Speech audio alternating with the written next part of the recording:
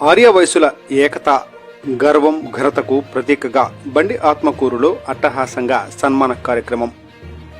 ఇటీవల శ్రీ గంగా ఉమా సమేత ఓంకార సిద్ధేశ్వర స్వామి దేవస్థానం ధర్మకర్తగా ఎన్నికైన ఐతా చంద్రశేఖర్కి ఘన సన్మానం నిర్వహించారు.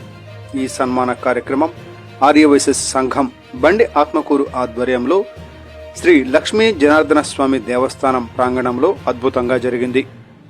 ఈ కార్యక్రమంలో ఆర్యవైశ్య మహిళలు, యువజన సంఘం సభ్యులు పెద్ద ఎత్తున పాల్గొన్నారు.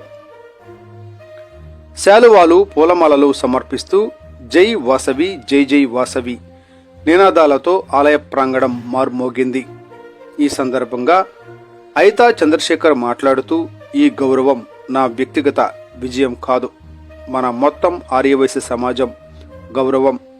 ఈ అవకాశం ఇచ్చిన కూటమి నాయకులకు, శ్రీశైలం నియోజకవర్గ నాయకులు బుడ్డా రాజశేఖర్ రెడ్డికి మరియు సహకరించిన ప్రతి ఒక్కరికి హృదయపూర్వక ధన్యవాదాలు తెలియజేస్తున్నాను.